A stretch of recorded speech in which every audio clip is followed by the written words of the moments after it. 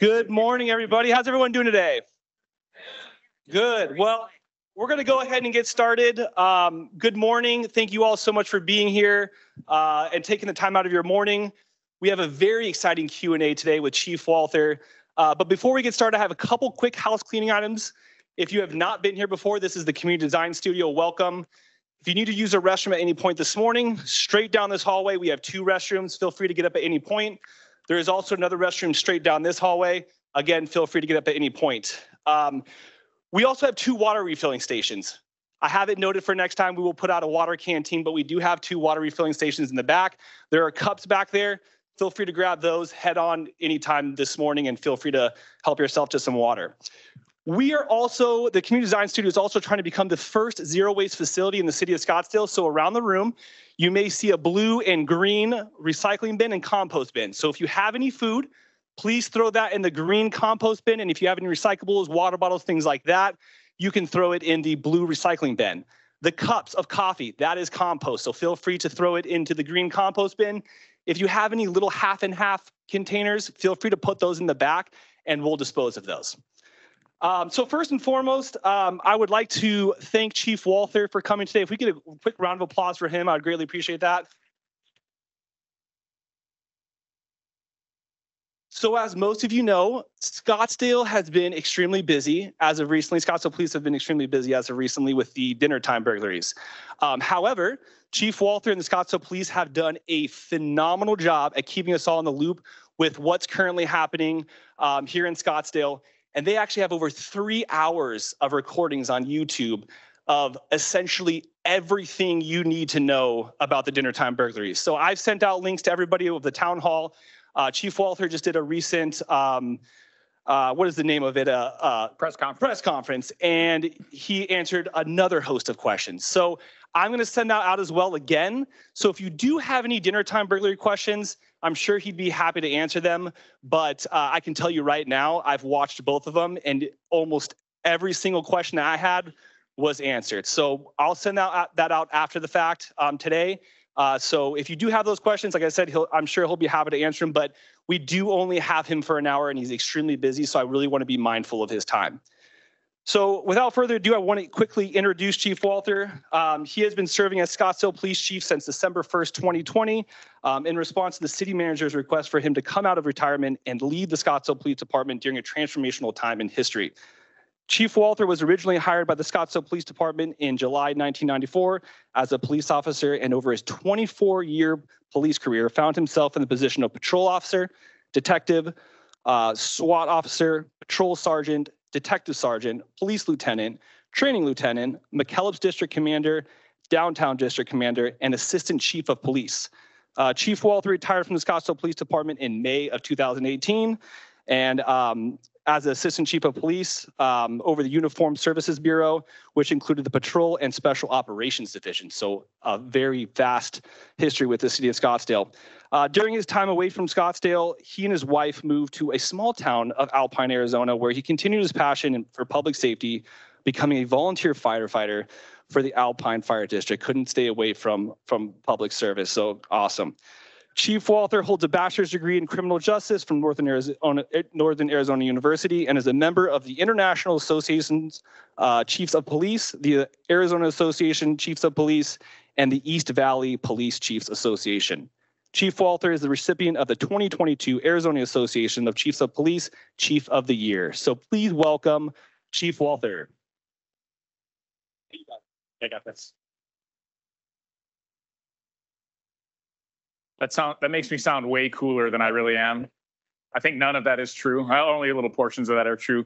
I'm thankful to be with you today. I feel like I need a press agent because I've spent a lot of time in front of you, in front of the media, having a lot of conversation about who we are, what we do, and how we do it. And I think that's really important. You should always expect from me and your police department, but me in particular as your police chief, to have regular conversation with you about what's going on in the city of Scottsdale, what crime trends we're seeing, and how we're responding to those crime trends. And so I will tell you that in my profession and I started with the PD 30 years ago this year and then took a nice little 2-year hiatus. I mean, who wouldn't want to do that? Where I did in my first 24 years, took a 2-year break, moved into the middle of nowhere. Anybody familiar with Alpine, Arizona?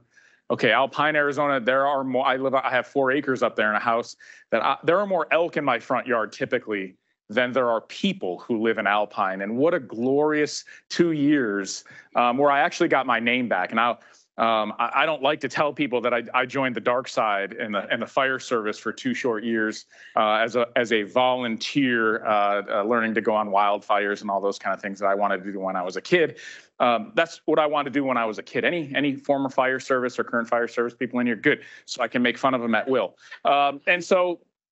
So yeah, I always wanted to be a firefighter when I was a kid, but then I grew up and I got a real job. Sorry, I just parked in the fire station. I went over, saw a couple of the guys. I said, "Hey, do you mind if I park here?" Anyway, have an amazing relationship with Scottsdale Fire and Chief Shannon of the Scottsdale Fire Department, but I always like to just throw out a couple jokes about them. So I will tell you that in the time that I've been the chief now, in my 4th year as your chief, my goal was really about increasing the level of communication between me and you, between me and my organization. I have a lot of internal communication mechanisms, and then I have a lot of external communication mechanisms that are really important to me. Some of them I don't participate in, some of them you don't participate in. Like I stay away from social media in my personal life, right? I've never had any social media. But boy, I'm all over Scottsdale PD social media. And we've really built in the time that I've been the chief a very robust social media platform, whether it be X, formerly known as Twitter, or Facebook or Instagram, YouTube. We have our own YouTube channel, and so we're very prolific on YouTube. Why is that important? Because while there's only one of me, right? And so I can only be at so many locations at a time to have conversation with our community about things that are going on. And so that's why it's important that we built out a very robust communications platform. I will tell you, I'm not a fan of social media. I think it's more divisive than it is bringing people together. But I have to recognize in today's world that that's how a lot of our citizenry communicates. That's how they get their news. And sometimes that's how they get misinformation. Anybody on Nextdoor? Okay. Nextdoor, very much like social media, Nextdoor is also this bastion of misinformation that I wind up having to fight. Now, did it start out as a great thing? Absolutely it did, right? As a way for individual communities to connect with each other and have conversation with one another about crimes that are going on, about neighborhood issues, about who left their can out too long, and then it's just fighting and going after each other, just like social media, right? And so I've had to fight a lot of that misinformation. I got a call from a friend of mine who happens to be one of the number 2 guy at Axon, Josh Isner, and he called me and he said, "Hey, there's some discussion going on in Silverleaf, right, about the dinnertime burglary series and children being kidnapped." Right, it's put out on Nextdoor or social media platforms about, hey, watch your children because the Chilean burglary crews are also taking kids. Did you hear that in the news? Of course you didn't. Why? Because it didn't happen. That would be a national news story like, hey, not only are they stealing high-end purses, but they took their kids. Yeah, you would have heard that. I get things like, well, the Scottsdale Police Department are trying to keep this crime trend or this crime trend quiet. Shh, why would I do that? And so really, I think your component of this is so important because I have a lot of conversation, and I can use one of my favorite jokes in here. It has nothing to do with the average age of the crowd, including me. But I use a joke all the time that I think is really important, and that is, I need you. That's not the joke part. I need you. Why? Because Scottsdale is 185 square miles. It's a big place. 250,000 residents, 12 million visitors a year. And it's insanely busy. Resort community. We have right here, we have the lion's share of all the nightlife and entertainment in the valley, all the clubs, the bars, we have amazing restaurants. So we import so many people. We are a massive daytime employment center when you look at the air park and other major businesses that come here, right? So you have all of these things going on. We have a freeway coming through here. We have international and national special events. We are a special event city. So when I lay that all out for you, and then I tell you I have 400 police officers and right around 300 professional staff in our organization, Can I do this by myself? Right. Can I police the city by myself or by ourselves? Can I have a cop on every corner? The answer is no. So you don't want a cop on every corner? Me either. Me either. That's way too many. That's way too many cops, right? And so what I need. So we talk about relationships, and we redid our mission statement this year or last year coming into this year, and it's important for a couple of different reasons. One, the mission statement of the Scottsdale Police Department was this multi-sentence, huge paragraph that nobody knew anything about. How many of you in your business lives, the jobs that you work in or you worked in previously, and you think about businesses that you owned or participated in, they had a mission statement that nobody knew, right? Nobody knew it. So as the chief of police, knowing that I started 30 years ago this year with Scottsdale PD, I couldn't tell you what it said. Couldn't tell you what it said. And so I brought a group of employees together from every corner of the organization, and we rewrote it. We rewrote our core values. We don't even call them core values, because if you in a business or you owned a business, you worked in a business, you had the core values. I call them nothing but platitudes on the wall. Ours were excellence, initiative, integrity. What does that mean? Nothing. They're just words. They're not behavior. They're not action items. And so the reason, and I'll get to why I did this, but I took us down this path where we created a new mission statement. Very simple. It's one sentence. And the very beginning of it is why you're here and why you're so important to what we do and how we do it. The very first part of that mission statement is as part of the community. That's the very beginning of the mission statement. Why? Because as a police department, we see ourselves as part of the community. When a police department sees themselves as above the community, which a lot do, it's not too far of a stretch to then see yourself as an occupying army. And when you see yourself as an occupying army, this is what happens. You have a lot of strife, a lot of conflict, a lot of issues with your police department. So, as a part of our community, we are united in purpose and selfless in action to ensure a safe Scottsdale. That's it. That speaks to the message, right, of being united in purpose. That's about protecting and serving. Selfless in action, as that is, I will tell you, my people put their lives on the line every day. I had two of my sergeants shot last year, one in the abdomen, one in the ear. Fortunately, the one in the ear was just a graze. Think about getting hit in the ear. Automatic weapons, gunfire. If you didn't see the November 3rd shooting from my special assignments unit, where the guy is spraying bullets, full automatic gunfire out of his vehicle, clips one of my sergeants in the ear.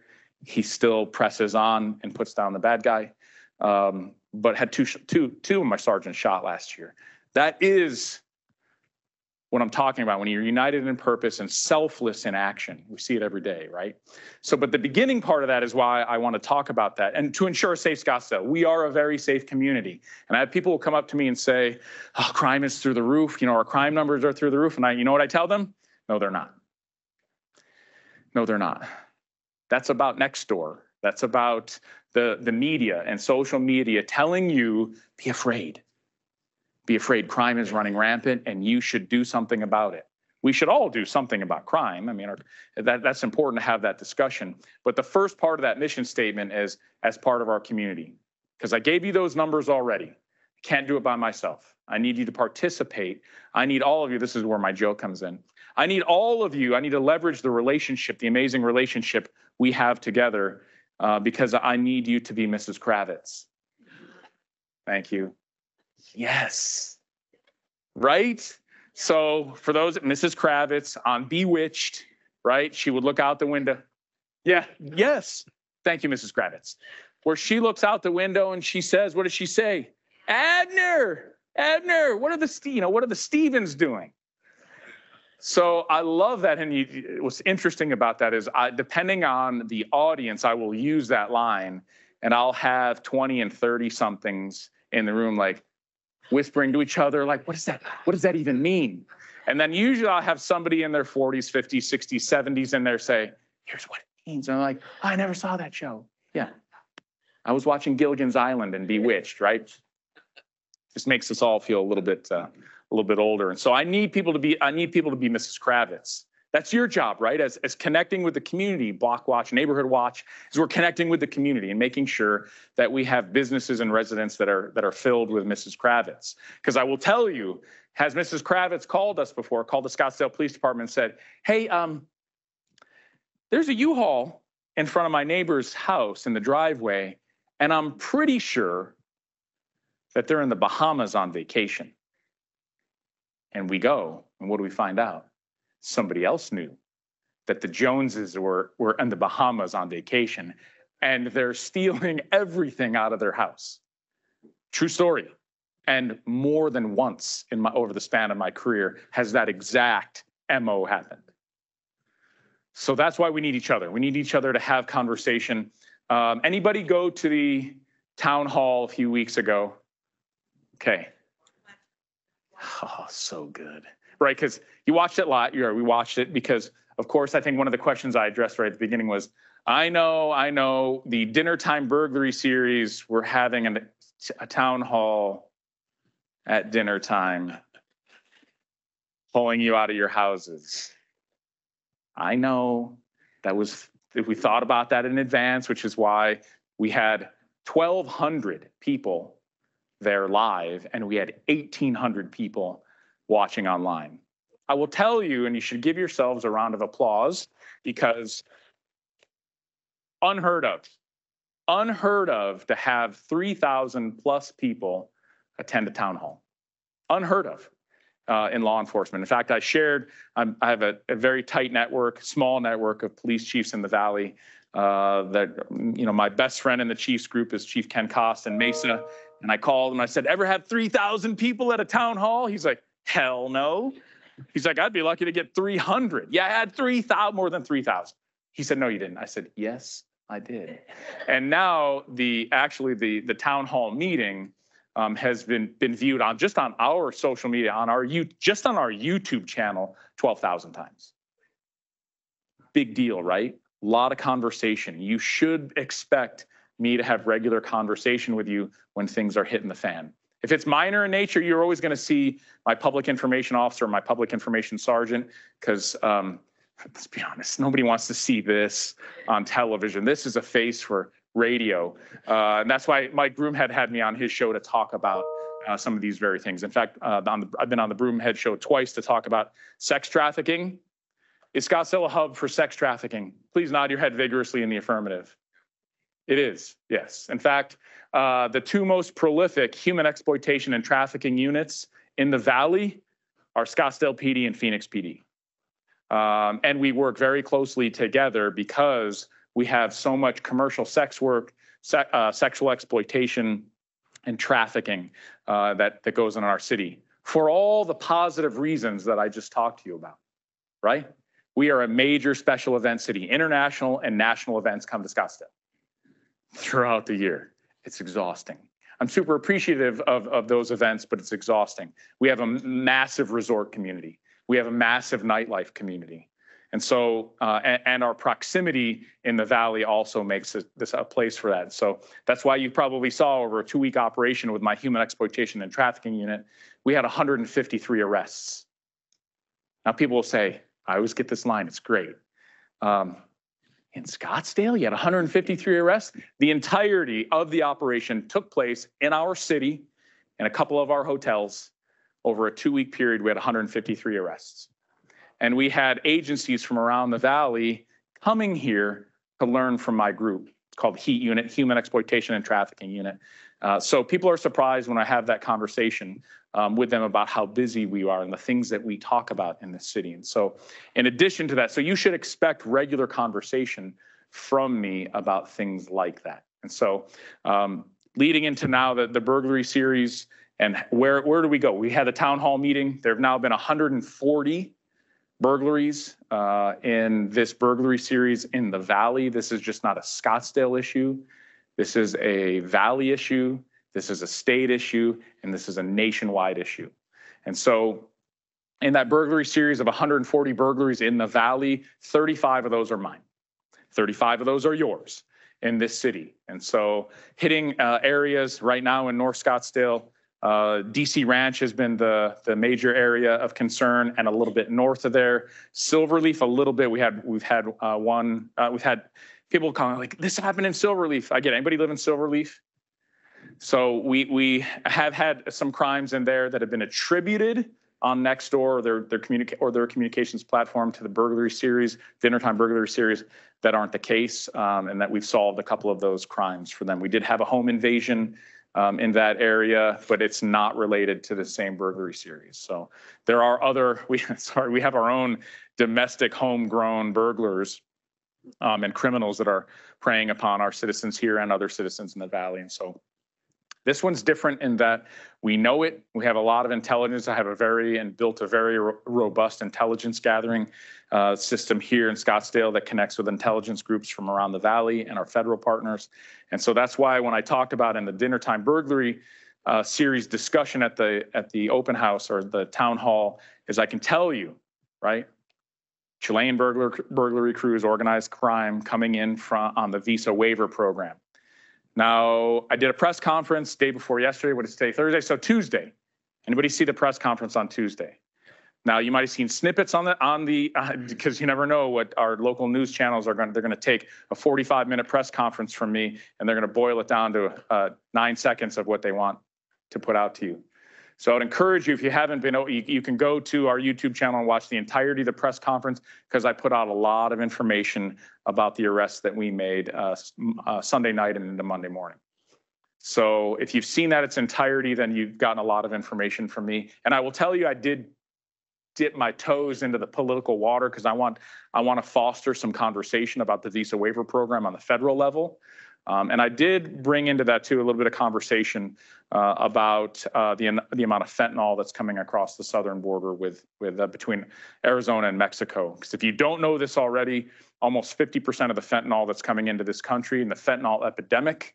I was just at a fentanyl forum with the county attorney in Scottsdale, Notre Dame Prep last week, and so almost 50% of the fentanyl that's coming into this country is crossing the Arizona-Mexico border, and that's a big deal. That's a big deal. And so then that's going out to the rest of the country from here. So I did in that press conference, like I said, dip my toe in the political waters a little bit. I'm not a political person. I'm your chief. I'm your police chief. I have to be right down the middle. Perfect timing. I need to be right down the middle. I'm everybody's police chief. And so I tend not to jump into the political fray. And I'll be honest with you, I don't think that I did in the press conference either. I spoke facts. There's facts related to the burglary series are Chilean organized crime coming to the United States legally on the visa waiver program, or what's called ESTA. That's the electronic system for travel authorization. There are a lot of countries on the visa waiver or the ESTA program. Chile just happens to be one of those.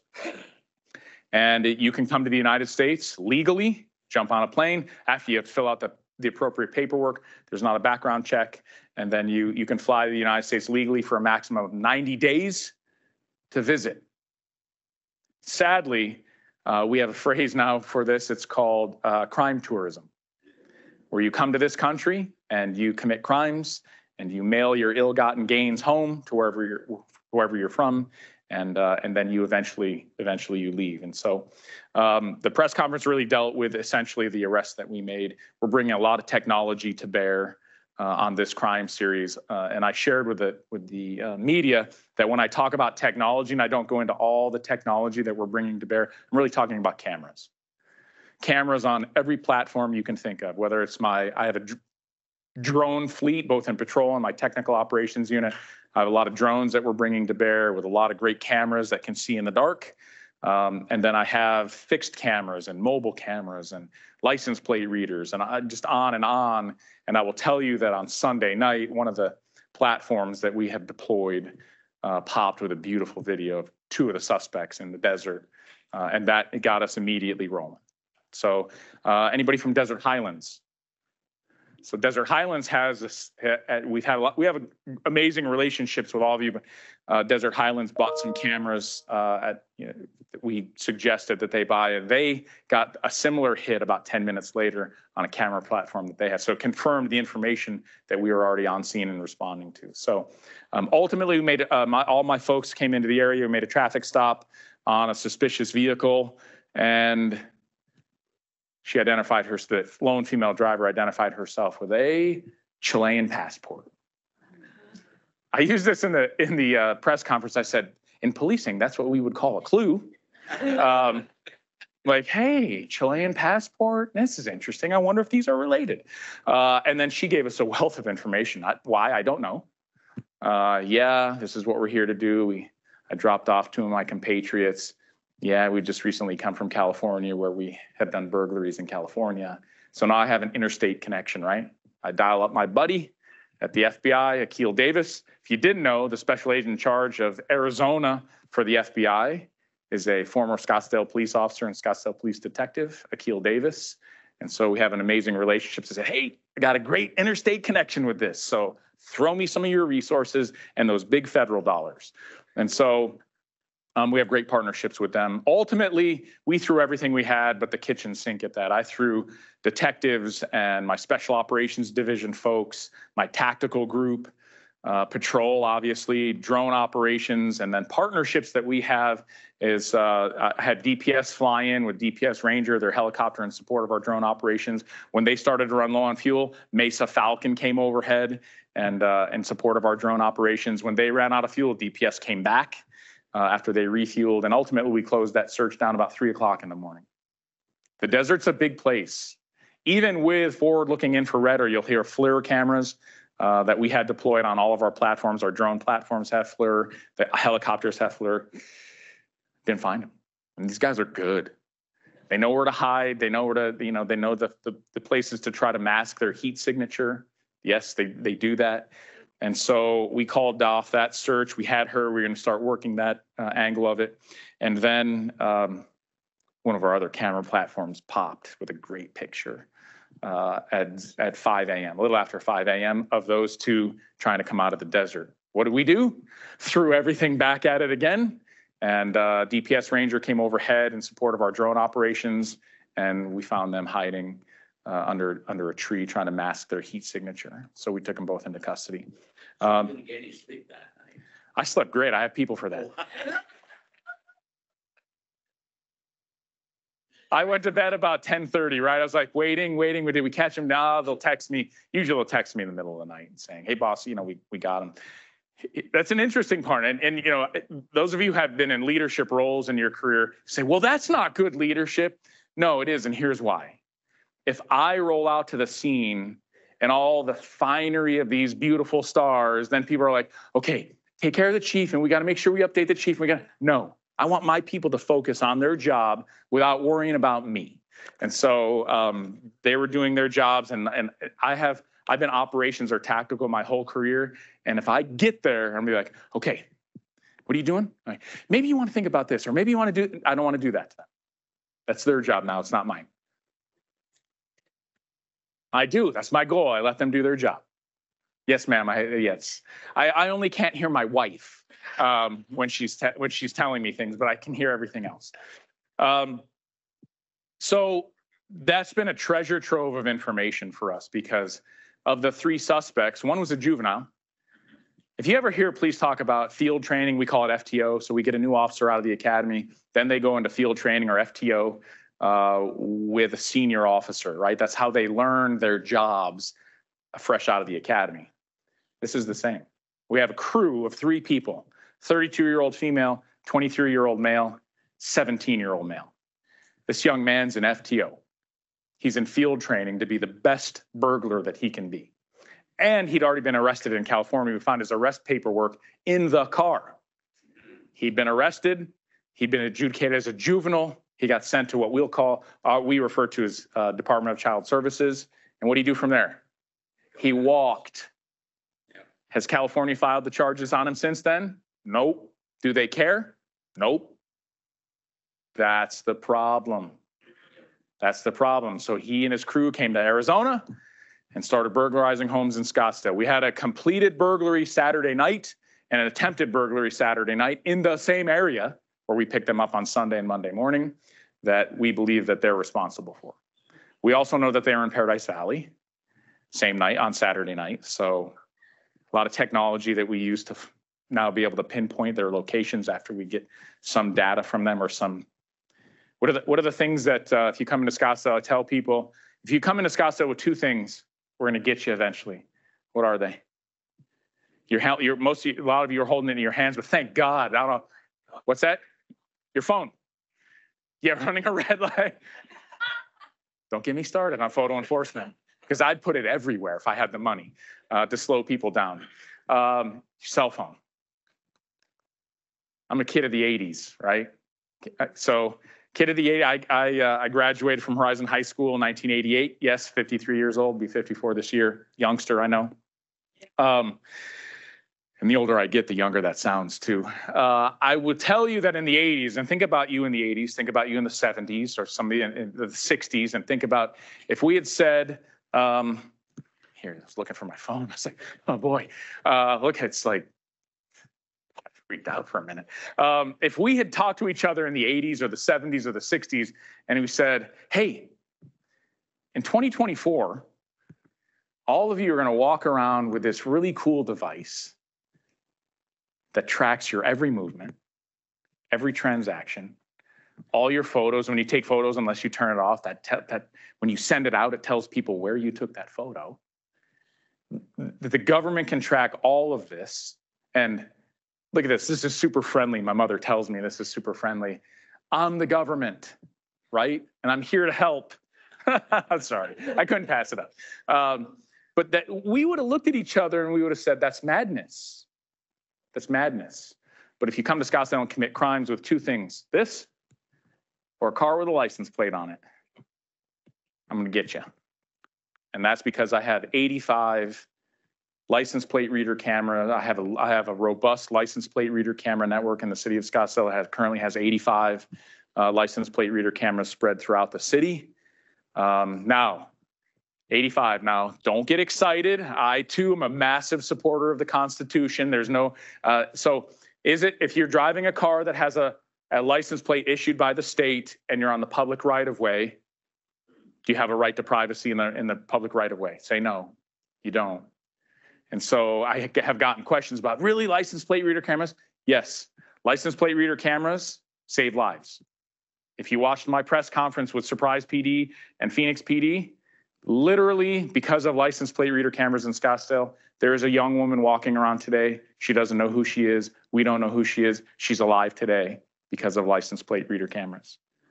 That was the homicide suspect out of New York City who committed a stabbing at a Starbucks in Phoenix and then committed a stabbing and attempted sexual assault in a McDonald's in Surprise. Surprise is safer than we are. They're reeling from that. And then we got info from all the PDs, be on the lookout for this vehicle that was stolen. My real-time crime center technician typed that license plate into our robust license plate reader network, and we immediately knew that he was in Scottsdale. From Surprise, he came into Scottsdale, and then as soon as we typed that plate in, it hit on a number of our license plate reader cameras that led us to Fashion Square immediately. Flooded the Fashion Square area. Now, do I have Fashion Square's private cameras piped into my real-time crime center? I do. That help us identify where somebody is. We found him with our patrol officers and one of my patrol sergeants on the third level of the parking garage, backed in. He tried to leave when we found him. We blocked him in, took him into custody at gunpoint, handcuffed him. Ultimately, in an interview with him, he said he was at Fashion Square to do what? Abduct, sexually assault, and murder the first young woman he could find. So we would not have found him. We wouldn't have even known he was in Scottsdale without the license plate reader cameras. In the public right-of-way, while vehicles are driving with a state-issued tag, right? That's how we're able to find people like that. And I know that sounds very Tom Cruise Minority Report pre-crime, but it saved a life. In fact, I will tell you, I got a little choked up because I have a daughter and two boys. My daughter's 29 years old. And I was having a conversation with my command group, and I said, the decisions we make in this room, and one of the decisions was to deploy cameras, license plate reader cameras. We went from 0 prior to the Super Bowl that was hosted here to 85 today. And it's solving crime left and right. And so I got choked up. Why? Because I said, there's a woman, a young woman out there who came into the parking garage, 3rd floor of the Brown parking garage, a half hour or 45 minutes after we had towed his vehicle and arrested him, and my officers were gone. And I envision even my daughter, your daughters, walking into that parking garage with her bags, and she doesn't know that we saved her. We saved her. And so if it comes to a fight between people like, we shouldn't have license plate reader cameras, or the fight that I have over photo enforcement to slow people down, we can talk about that. No, it's not a revenue stream. I'm going to fight that tooth and nail with that very story. So I know I'll talk forever. I know you have questions that hopefully I answered in the town hall or the press conference or right here, right now, but I want you to have plenty of time to ask questions. Yes, sir. Mm-hmm. Right. Can those people? Yes, often. So if there's a notification, somebody sent me something that Gilbert PD had put out, a piece of information about a South American theft group, a burglary in their city. And somebody sent me on, hey, this just got put out on the Ring Network. What are you doing about it? And I flooded them with, are you kidding me? Scottsdale PD has been driving this narrative since the very beginning. We are the leaders in this crime series. Nobody's put out more information than we have about that, but often the Ring Network can put out some good information. So if you have questions about whether, the veracity of that, is it true or not, then call us, and your crime prevention officer for the district you live in will answer those questions for you too. Yes, Chief, sir. before you do that, let's make sure we have a microphone, or else it won't be picked up on the recording. Yes. Okay. So who's Perfect. the next speaker? Go all the way in the back. Okay. So I have 2 questions. I have one answer. I used that in the press. Somebody used that in the press. I used it in the press conference the other day too. Sorry. And it's probably yes, right? If it's not, then it's no. Well, I don't know. He looked maybe a little nefarious. So the answer might be maybe. So at Desert Highlands, the first question, did they have cameras? Desert And Highlands, yes. And where did they add cameras that made their existence? So Desert Highlands has about 70 cameras. And I only know that because I saw their newsletter. Yeah, I won't go into any details on it, but so they have about 70 cameras, and they have a great, robust security staff that is very well connected to my Foothills District, and my Foothills District Commander Chris Watson, and his executive officer, Lieutenant Lee Campbell, and their crime prevention officer, Rob Katzeroff. Those are, if you live in the Desert Foothills, or what we call the Foothills District area, which is everything north of Cactus. So yes, Desert Highlands had cameras. Have cameras. There are about 70 of them, and they're very well strategically placed around their community. And so what was great was that when one of our camera sites picked up the suspects, 10 minutes later, theirs did. And so, which is great, because what does that provide for me? It provides confirmation that because they're not like right next to each other, right? Here's ours. And then down the way here, there's theirs. So, okay, that gives us an idea of a direction of travel or their location. So, yes, ma'am. Hold on 1 sec. So the Desert Highlands cameras, are they put up by the HOA? Yes, then? Okay, they are. So they are? Yep. Okay, so they're not the registered cameras of? No, they're put up by the HOA. So HOA, I'm sure HOA dues cover the cost of those camera systems. Okay, so I have a question. What's that? Do they? They're fake cactus, but they look real. And you know how like a cactus will have a hole in it? Yeah. From a bird? That's what it emulates. That's awesome. We're like, we just slap things up. No, we have, like I said, I think you're very fortunate in that we are an extremely well-funded police department. And so when initially we wanted to change, we wanted to add a completely different camera system to our full suite of cameras, and we wanted the best cameras we could get. I had the money to immediately buy those and get those installed by my technical operations unit. So are the cameras in Desert Highland, are they the ones that see at night? Are they specialized cameras or just? Maybe, maybe not. I'm saying the HOA put in. They have their cameras do have the capability for nighttime viewing. Yes. As do so most of my platforms have nighttime capabilities, because otherwise what good would they be? It's great to have data. Like I have 8 drones in my patrol fleet. So I have 44 of my patrol officers that have the FAA certification to fly drones. And so on any given call, I have drones out there right now. So we need a drone on a call. Patrol officer will show up, open up the trunk, get the drone up. And so those drones, my patrol drones, are about $15,000 a piece. Why? Because they have an amazing camera that can see in daytime and nighttime. Yes, sir. Here, let's get you the microphone so this can be recorded for posterity. Thank you. Do you monitor their feed, or do they have We to do call not you and monitor their say feed. connect? Yep. We do not monitor their feed. Any of you who live in a homeowners association that has cameras, we don't monitor that. But they can call you and that's what they connect do immediately. Absolutely. That's what they do. They did call us right away and say, hey, we just picked up. We see you flocking to the area. We just picked up something as well. Good. Let's triangulate that a little bit. Now, let me back up real quick, because you bring up an interesting point. We do have amazing public-private partnerships I will tell you in Scottsdale again, we went from 0 to hero. So in 2021, I started a pilot program in this new technology, this new idea called Real-Time Crime Center. And so we started in 2021 with a pilot project. I became the chief in 2020, at the end of 2020. And this is something like, hey, let's get rolling. This is a new and emerging thing. And so today we stand as the leader, one of the leaders in real-time crime centers.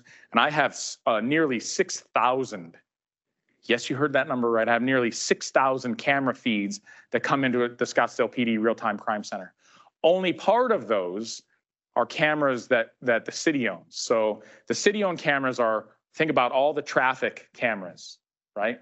So traffic cameras, Scottsdale municipal security cameras, and municipal security, although it's for the entire city, falls under my purview in the police department. I have cameras everywhere. Well, not everywhere. I'd like cameras everywhere, but I don't want to be London, which is, you've been to London, that's the most surveilled city in the world. But then I have private partnerships. I mentioned Scottsdale Fashion Square. We can bring all their camera feeds. Now, we don't look at those. People say, well, are your real-time crime center technicians, they're staring at the beautiful women in the food court, aren't they? No, we don't have time for that. So I have all their camera feeds. One of the best partnerships I have is Scottsdale Unified School District and Cave Creek Unified School District here in Scottsdale have all their camera feeds that come into the real-time crime center. Why is that important? God forbid I get a call of a shots fired or an active shooter on one of our campuses. My real-time crime center technician will immediately pull up the cameras at that particular school and start guiding officers into the right place at the right time, so they're not searching and hunting around for a spot where that person is. So we have a lot of partnerships with all Boys and Girls Club of Greater Scottsdale. We have so many partnerships that bring all these camera feeds into our real-time crime center. But some of those cameras that we're talking about are not set up. They have to have an IP address, or they have to be web-based cameras to bring those in. Hi, Michelle. I'm the captain for the Portland area. Portland. Oh God, thank you. Portland Street. You said Portland, and you really threw me there. I thought you and I were gonna have to go at it a little bit. So I'm just going to rattle them off, and then you can answer which ones you want. Okay, I'll answer 1, 3, and 5 only. Okay, so the sheriff in Ohio was part of a press conference, I guess, a long time ago, not that long ago, with regard to the open borders and sleepers and watching for Airbnb people coming in that have crossed the border that could be a state of emergency because they're going after our infrastructure. What do you know about that? And then sex trafficking. I was under a gag order when I was under the census, so I couldn't report anything that I saw with regard to sex trafficking. I don't know how long gag orders last, and what kind of, when should we report something that could possibly be a sex gag order trafficking that was specific to you as an individual? As a census worker, yeah. Yeah. And then Never heard of that because we train. In fact, Scottsdale is right now, we just got reaccredited as the CEASE organization. So we've trained you have to train more than 75% of your workforce. And we are at the last I saw, Ruth Johnson sent to me, we are at like 88% of the entire city of Scottsdale workforce. City of Scottsdale, meaning our employees in the city, have been trained to recognize sex trafficking, And is that commercial sex work. like to put on a YouTube video to train us, because there has been sex trafficking in our neighborhood years ago where a girl was a victim and ended up committing suicide because she couldn't leave. The other question is, you're testing my memory here to remember all these questions all at one time. sorry, if you want, I'll repeat them. The other one is, some time ago, we see circles in intersections. And when I had called on that, they had said, street, like where they actually burn circles. Oh yeah, so yeah, donuts. And I was told that was a crime syndicate from California that comes over and. No. I was told by the police about that it was a gang thing. That's a sweeping generalization that they're crime syndicate from California. We have a lot of local kids here racing circles that are racing and doing silly things and doing intersection takeovers. That's not a California thing, although a lot of things start in California, and our kids emulate that here. We had a big problem with street racing and intersection takeovers, but we kept thwarting them, so they went to Goodyear or the West Side, and so we haven't seen the same 11 to 2 in the morning. Yeah, we haven't had the same intersection takeovers that we've had in the past. We still do see street racing. Anybody live off of Indian Bend or McCormick Ranch area? Yeah. Yeah, so Indian Bend, we wound up spending a lot of time on because it's a beautiful straightaway. Yep. Same with Scottsdale Road, Dow coming over the mountain. So we spend a lot of time in those areas, probably not as much time as you want us to, but we still have to. Well, street camera readers would be good there. Yeah, so that was really cool that you told me about that, because I haven't had a problem with speeding recently. I've had problems with people who drive 10 miles an hour in a 35-mile-an-hour zone at 3 in the morning or midnight. Much rather have that. And of course I've called them in, but this morning I had a situation like that, and I only memorized the first part of the license plate, and I thought, that guy in that Bronco is probably drunk from the night before or whatever, but I didn't memorize that. So let me get to your first question, which was really about the sheriff in Ohio. Emergency preparedness. Yeah, I'll tell you what. The open border. A sheriff can say a whole lot more things as an elected official than I can.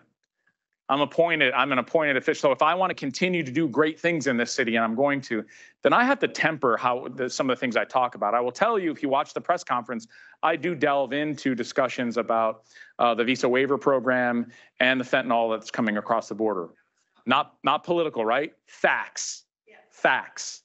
And so the idea of who's coming across the border, yeah, I think you and I and a lot of us might agree about a lot of people coming across the border. The answer is we don't know. We have no idea who's coming across the border. And so that's a discussion. And I usually get, well, Chief, how come you're not arresting those people? Because that's a federal government responsibility. In fact, I'm specifically prohibited from making arrests for the crime of illegal immigration. You have to commit another crime first. So if we arrest somebody for a violent crime in particular, then we will put an ICE detainer on them, meaning that Immigration Customs Enforcement then can decide whether they want to come pick that person up because they committed a violent crime worthy of them having a detainer. If they commit a misdemeanor DUI or a misdemeanor crime, is ICE going to come pick them up? No, of course not. They're not. That's not what they're doing right now. They've made a decision, or the larger federal government has made a decision that that's not something that they do. So certainly as an American and as a police officer, I have concerns about anybody coming to the United States that we've got no idea what their intent is. So I'll stay out of the politics of that, but my job is to protect you. And so that's why those things are interesting. And the Ohio sheriff, like Sheriff Penzone prior to his retirement, and now Sheriff Russ Skinner from Maricopa County, or when Mark Lamb was the sheriff in Pinal County, right? They can say a lot more than your local municipal police chief. Although I do dip my toe into the political fray to spark conversation, because that's really all I want to do. I don't care what side of the political spectrum you're on. I just want us to have some conversation about how we protect you. So thanks for your questions. Yes, sir. Also, guys, we're down to about 15 minutes, so if we can keep it to one question per person.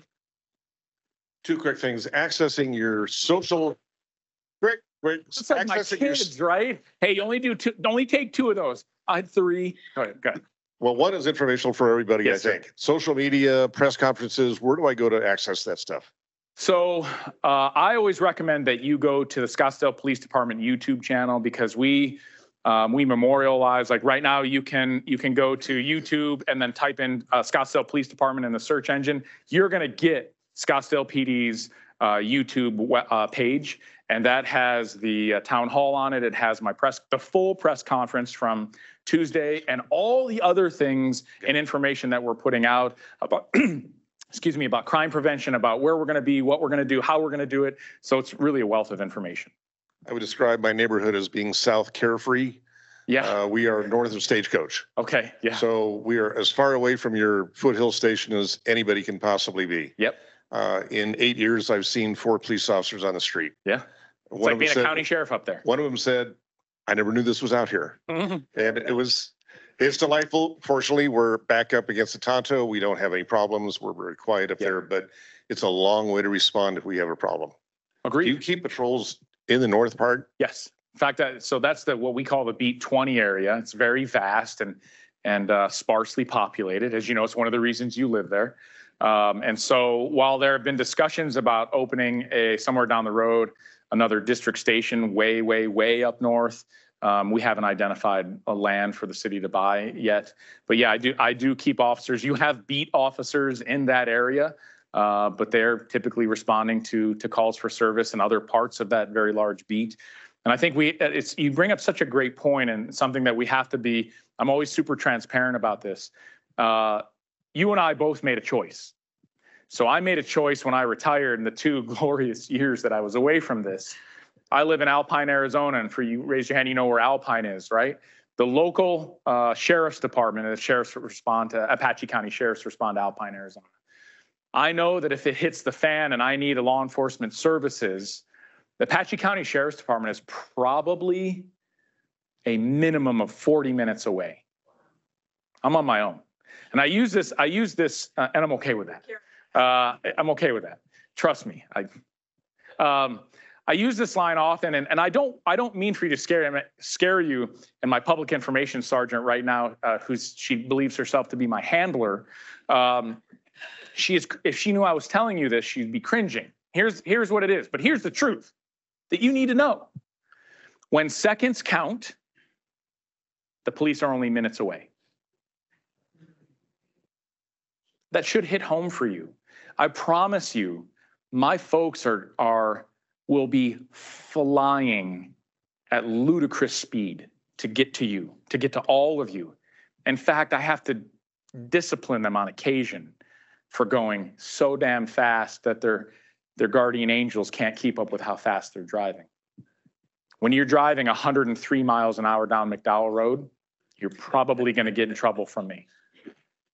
Now, good intentions, they're going to try to get to you, absolutely.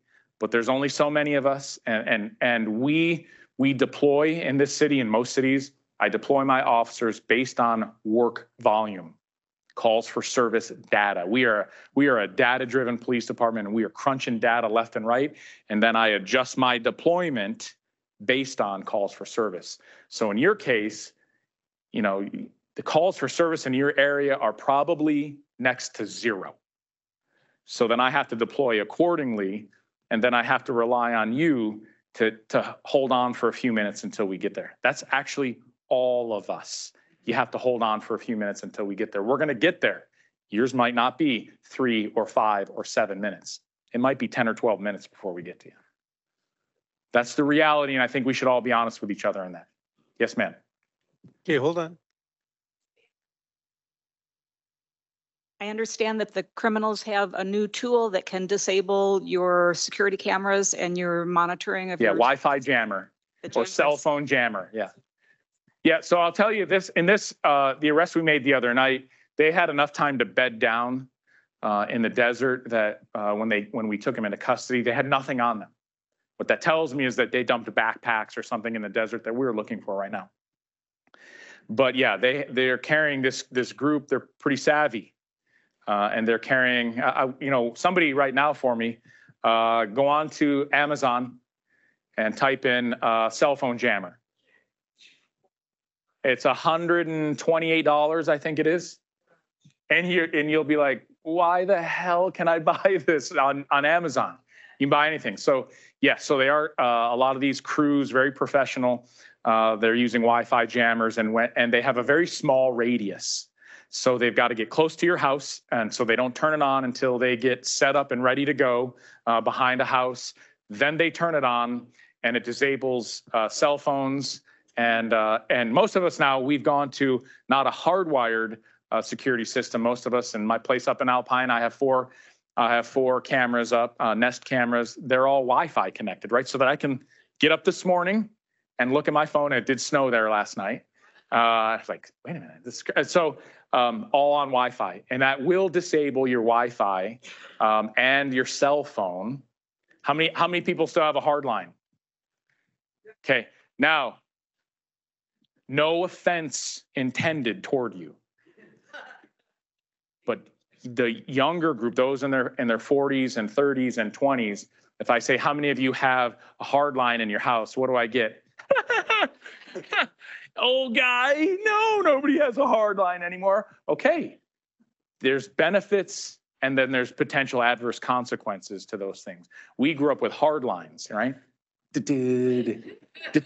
Right? Now you do that to somebody, they're like, yeah, you're old. And so there were benefits to that. So yes, we haven't found one on this crew. The crew that got arrested by Phoenix PD, same kind of thing, because Phoenix, we provided a lot of this information to Phoenix, and they're like, yeah, we better look at those numbers, and said, oh yeah, we have the same series. And so we were doing the same things. They put a surveillance crew up.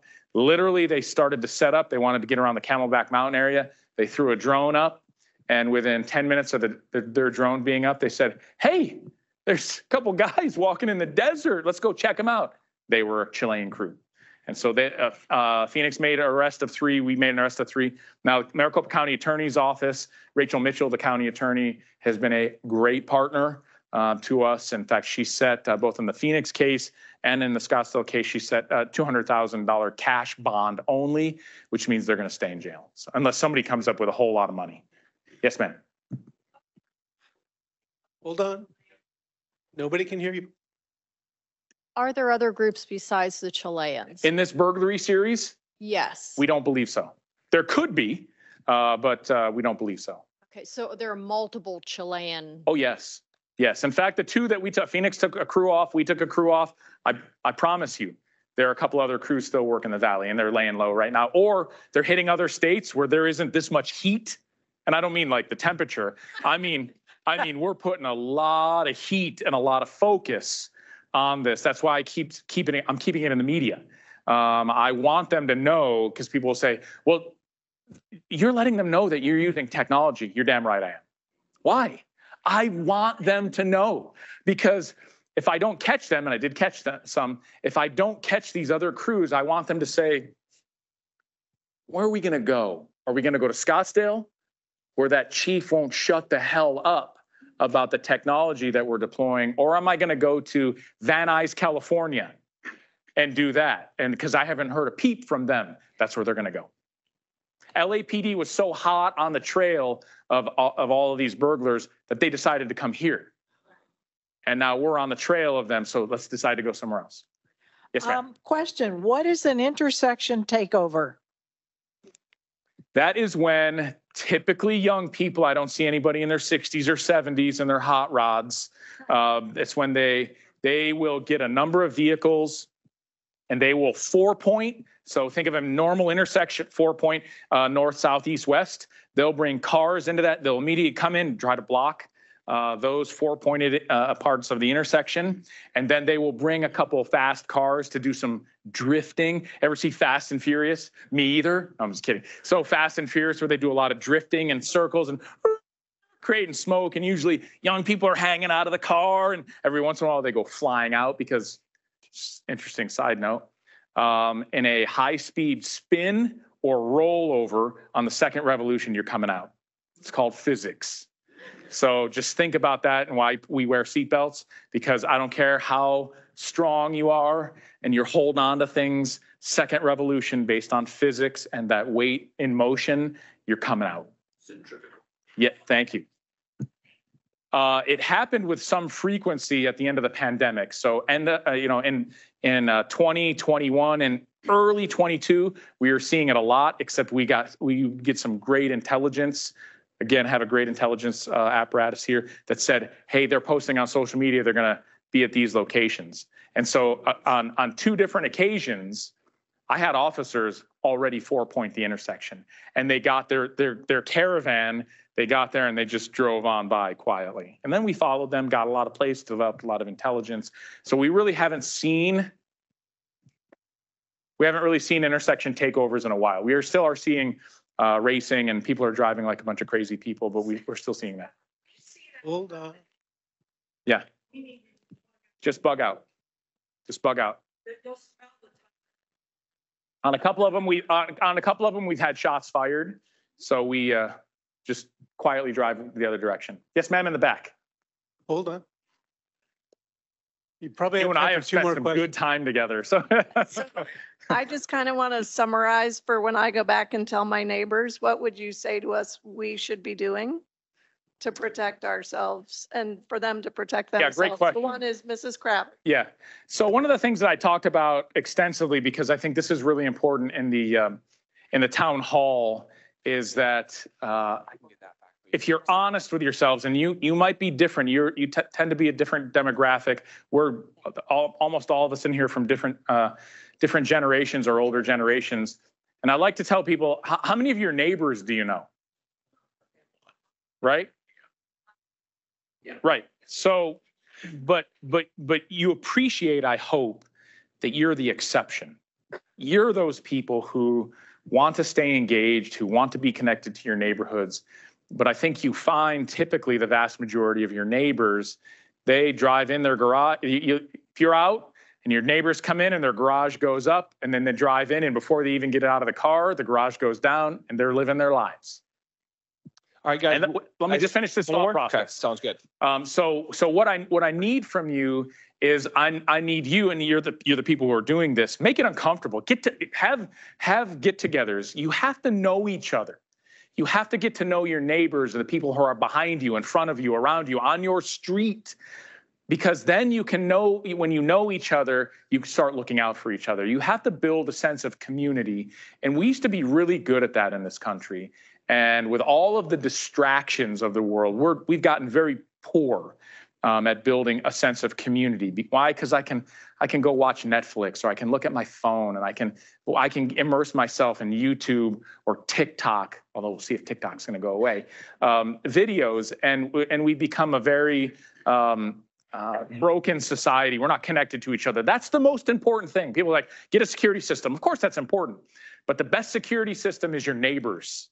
And those people around you, and then have a good security system. Think about, I never thought about the Wi-Fi component, honestly, until this one. Did anybody look up the Wi-Fi jammer or the cell phone jammer on your phone? No. Amazon, it's insane. So have a good security system. 70% of Americans have dogs, right?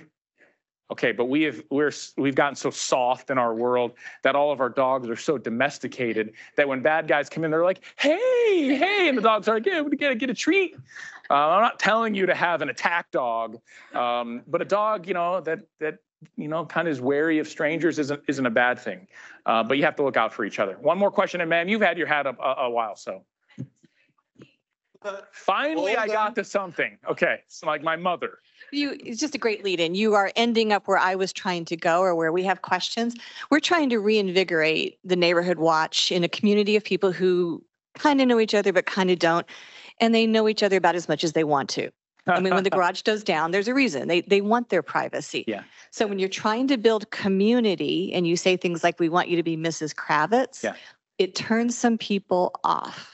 So what I could use for the community building would be resources around, how to be Mrs. Kravitz without being Mrs. Kravitz. Yeah, what are the appropriate signals and what are the right numbers to call? So some resources was I'm getting at for community building. Tell me where you live. We're around Villa de Ventura and Hayden. Okay, so Villa de Ventura and Hayden, your crime prevention officer is Officer Brian Hartman. And if any of you who live in the Villa Linda Patrol District haven't met Brian Hartman, he is amazing, amazing, amazing. He is the resource guru for your area. And so I hope you appreciate that when I talk about Mrs. Kravitz, I say that very tongue in cheek because Mrs. Kravitz is about an idea. It's about an idea of looking out for one another. I agree, she takes it a step too far, but it illustrates a point for me, maybe out here. But here's the thing: is that you can have people who want their privacy, period, the end, and they don't want to be part of this. Okay.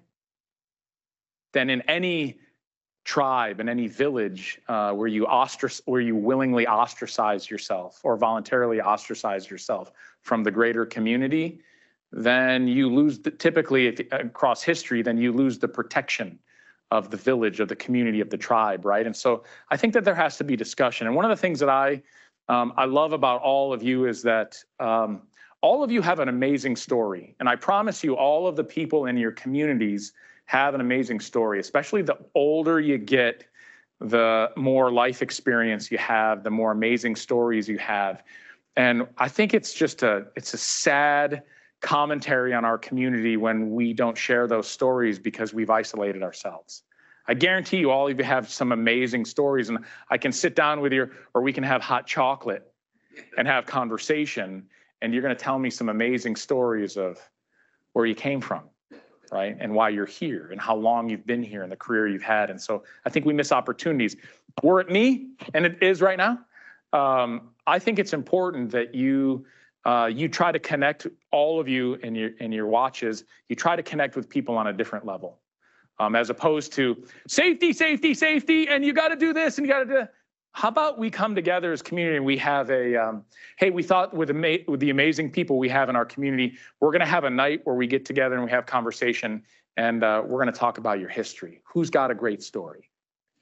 Who was in, and let's think of this era right now. Hey, who served in Vietnam and who has a story? Who served in this, in this branch of the military? Who was a CEO, or who was at the beginning of the computer age and technology? And let's talk. There has to be a different way where we connect with each other, other than, hey, if you're just going to pull into your driveway, then screw you, and you're not part of the group. There has to be a way where we connect with each other on a different level, on a more human level, and then those people will get reinvigorated. Just a thought from me, but then bring in people from the organization, from the PD, and then let's have some greater conversation. I'm out of time, yeah? If you guys have any future questions, shoot them over to me. Chief, would Officer Bolin be happy to probably answer some of these questions? Absolutely. So after today, I'm going to send out the link to this video. I'm going to send out the link to the other two videos. If you have any questions, shoot them back to me. I'll get them over to Officer Bolin and get those questions answered for you guys immediately. But thank you all so much for being here. If we get a round of applause for Chief Walther.